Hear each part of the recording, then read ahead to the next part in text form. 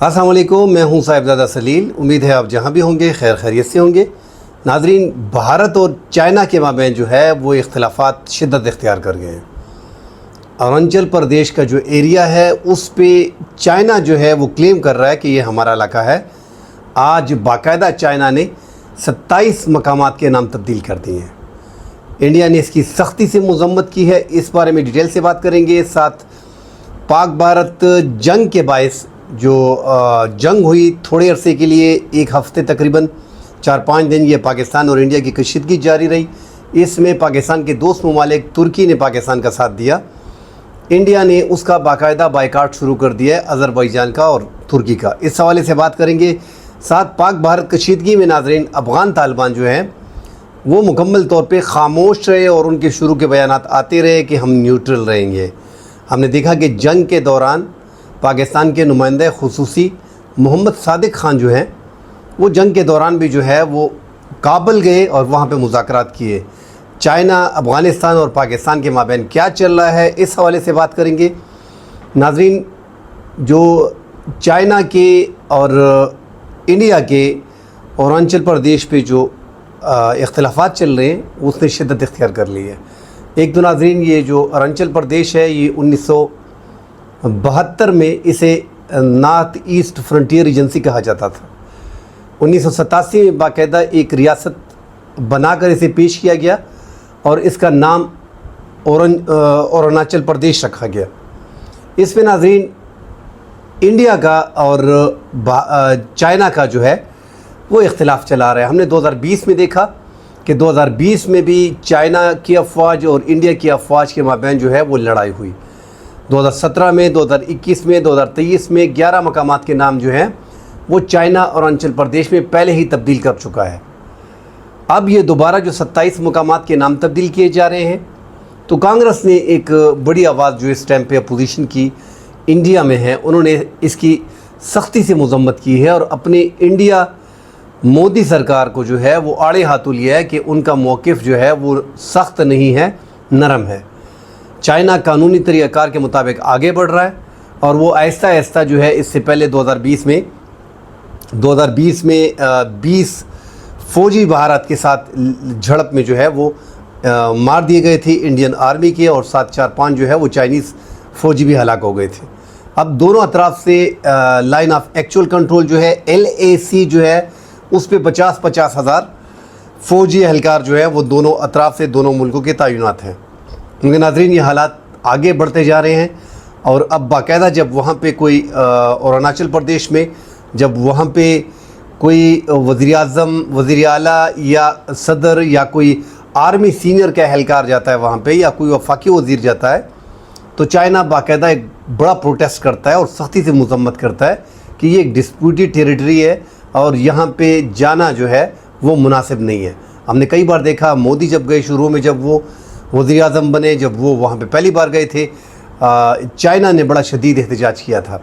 बार बार कभी उनके army chief जाते हैं, कभी उनके वज़रा जाते हैं, तो चाइना बाकायदा प्रोटेस्ट करता है। अब इनके माबैन जो है वो ताल्लुकात इंतहाई कशीदा हैं। भारत और चीन के दरमियान जो है वो शुमाल मशरक़ी इलाका सिक्किम जो है उससे लेकर मशरक़ी लद्दाख तक तकरीबन 3000 किलोमीटर लंबी सरहद मौजूद है। बहुत से इलाकों में नाजरीन ये एरिया जो 3000 का आ रहा है, इसमें लाइन ऑफ एक्चुअल कंट्रोल आ रहा है।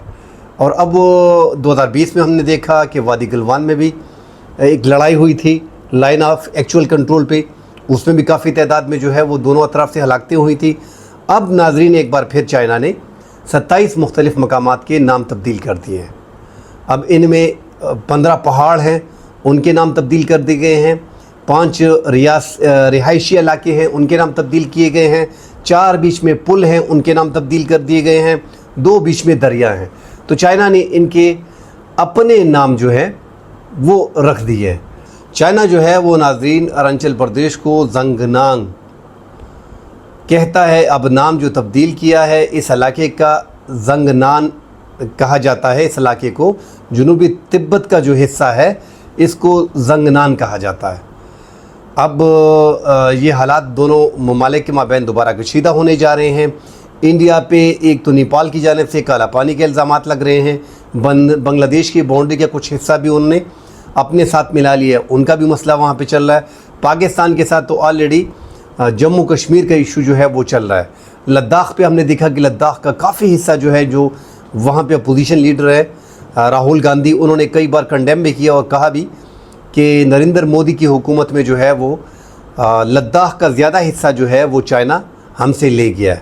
اب چائنا دوبارہ کوشش کر رہا ہے، اروناچل پردیش کو جو ہے وہ مان نہیں رہا کہ یہ باقاعدہ چین کا حصہ ہے، چین کی ٹیریٹری ہے، جبکہ انڈیا کے قبضے میں اس ٹائم پہ اروناچل پردیش موجود ہے۔ تو دونوں ممالک کے مابین ناظرین آگے جا کے ایسا لگ رہا ہے کہ ان کی تلخیاں مزید بڑھیں گی اور انڈیا کا تمام تر پڑوسیوں سے تعلقات اس ٹائم پہ کشیدہ ہیں۔ صرف اگر آپ دیکھیں تو بھوٹان واحد ایسا ملک ہے جس سے اس کے ساتھ تھوڑے بہت تعلقات جو ہیں وہ ان کے اچھے ہیں۔ وہاں پہ بھی چائنا نے اپنا جو ہے وہ ایک گڑھ بنایا ہوا ہے اور ان کے لیے مشکلات کریٹ کی ہوئی ہیں۔ ہم دیکھ رہے ہیں ناظرین کہ آپ دیکھیں کہ بنگلہ دیش کے اچھے تعلقات تھے 15-16 سال سے، تمام تر پڑوسیوں میں جو بارڈر پہ پڑے تھے انڈیا کے ساتھ، ان میں اچھے تعلقات حسینہ واجد کے ساتھ تھے۔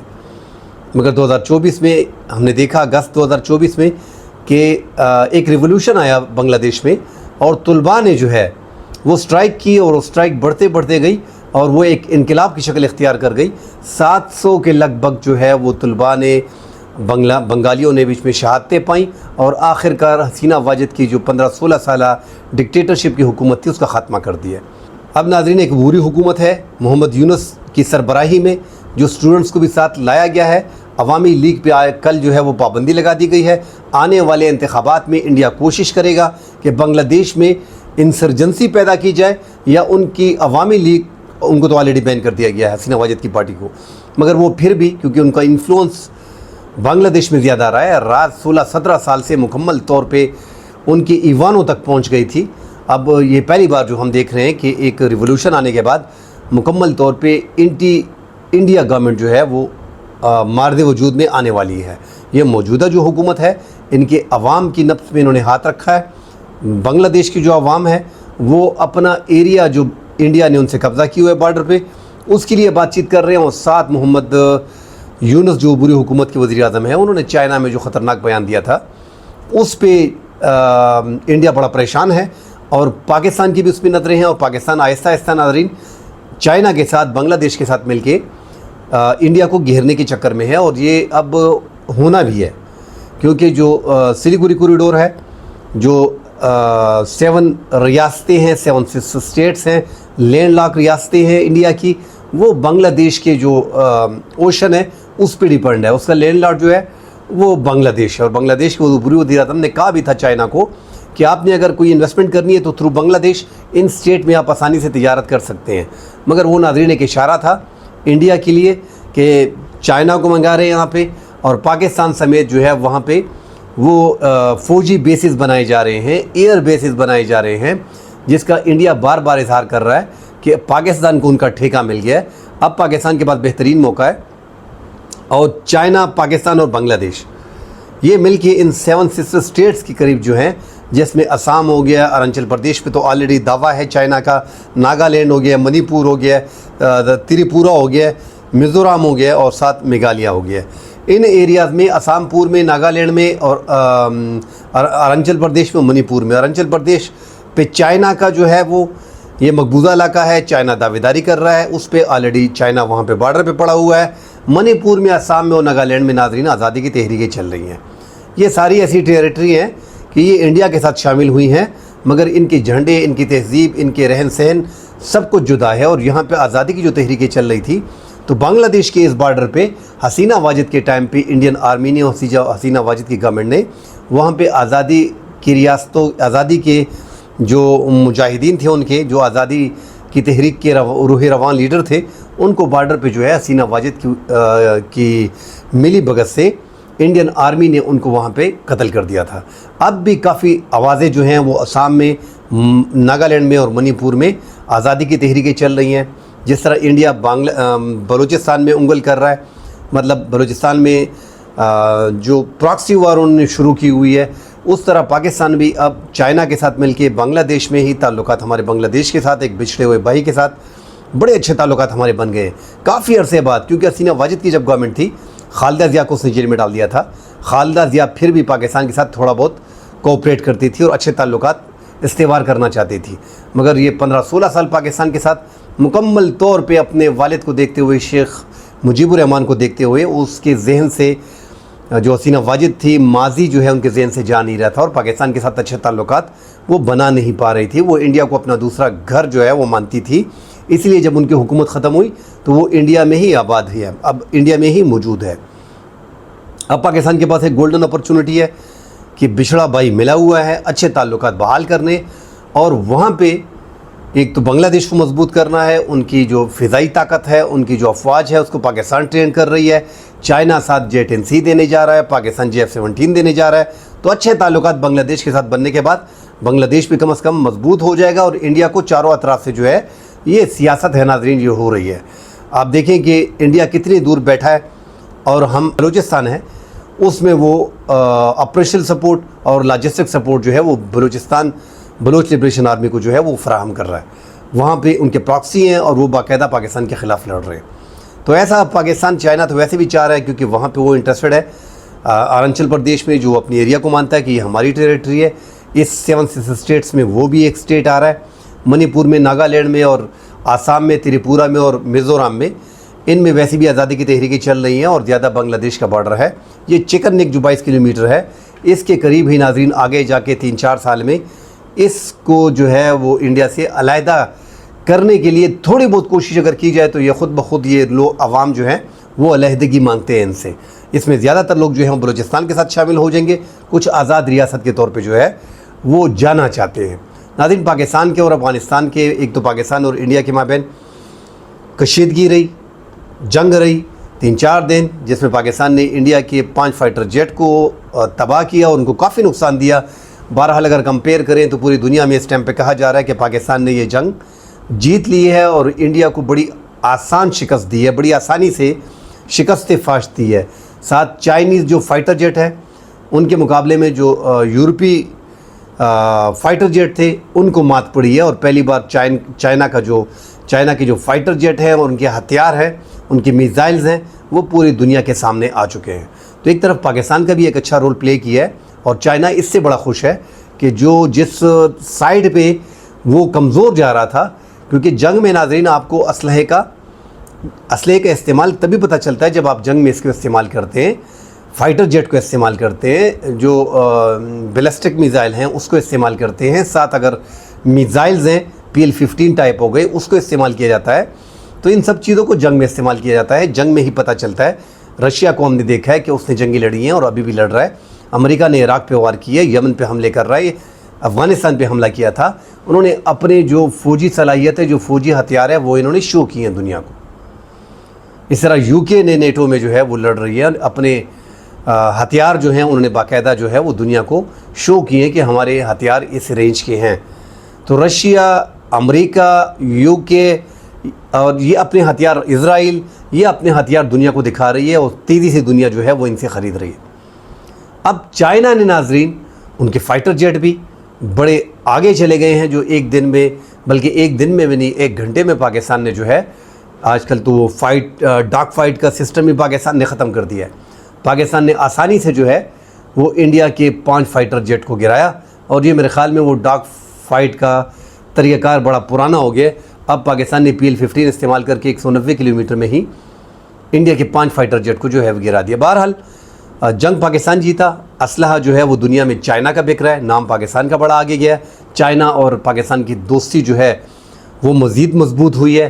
ناظرین افغانستان کے ہم نے دیکھا ہے کہ اس جنگ کے دوران بھی پاکستان کے نمائندے خصوصی محمد صادق خان جو ہے وہ کابل کا دورہ انہوں نے کیا، اور چائنا کی ٹیم اور پاکستان کی اور افغانستان کی جو ٹیم ہے ان کی ملاقات بھی ہوئی، اور اسپیشلی ناظرین جو فوکس ہے اس ٹائم پہ تجارت پہ ہے۔ ایک تو سنٹرل ایشیا ممالک کو زیادہ تر یہی دیکھا جا رہا ہے، CPEC میں جو ہے وہ افغانستان کو شامل کر لیا گیا ہے، پاکستان کی بہت بڑی جیت ہے۔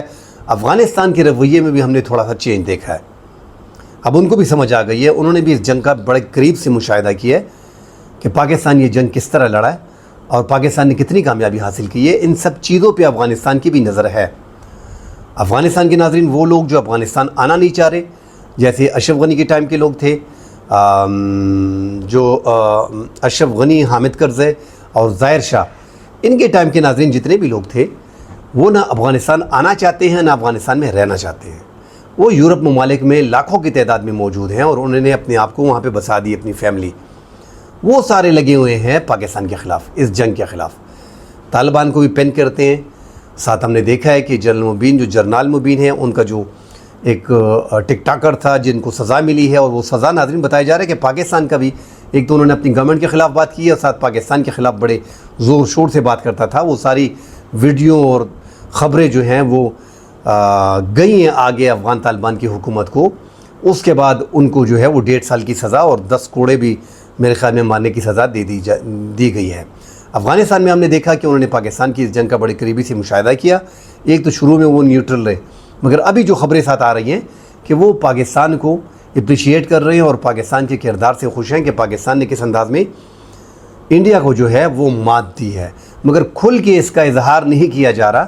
میرے خیال میں اگر افغانستان جو طالبان کی حکومت ہے، پاکستان کو بڑی ایکسپیکٹیشن تھی ان سے، کیونکہ مسلمان کے خلاف ایک انڈیا لڑ رہا ہے جو نان مسلم ہے، اور ساتھ کشمیر کا ایشو پاکستان نے اٹھایا. پاکستان کی لڑائی تو کشمیر پہ ہے. اب کشمیر میں لوگ کیا چاہ رہے ہیں؟ اپنی آزادی چاہ رہے ہیں. تو جس طرح ترکی پاکستان کا ساتھ دے رہا ہے، آذربائیجان دے رہا ہے، اس طرح میرے خیال میں افغانستان کو بھی ان کشمیریوں کو دیکھتے ہوئے حردیت کے لیے پاکستان کی حمایت کرنی چاہیے تھی، مقبوضہ جموں کشمیر کی حمایت کرنی چاہیے تھی، اور کم از کم یہ بیان واضح کرنا چاہیے تھا کہ پاکستان جو ہے وہ کشمیر کو سپورٹ کر رہا ہے، اور اس پاکستان کے اس سپورٹ کو جو کشمیر کے حوالے سے مقبوضہ جموں کشمیر کی حق کی خود ارادیت کے لیے لڑ رہا ہے، ہم ان کے ساتھ ہیں.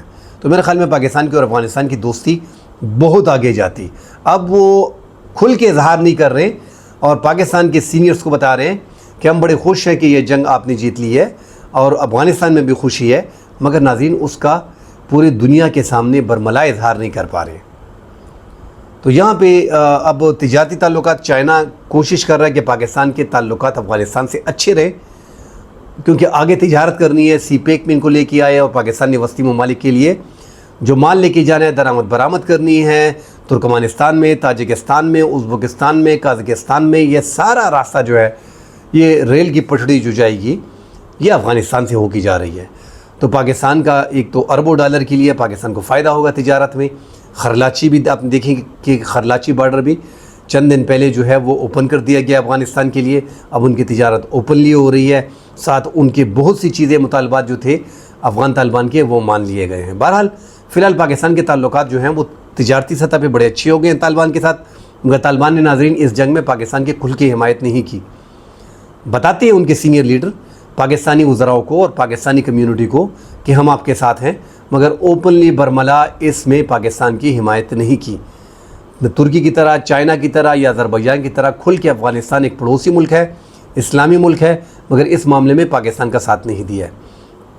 کل ناظرین اگلے پروگرام میں ڈیٹیل سے اس پہ بات کریں گے افغانستان کے اس ایشو پہ. فی الحال کے لیے اجازت دیجیے. اللہ حافظ.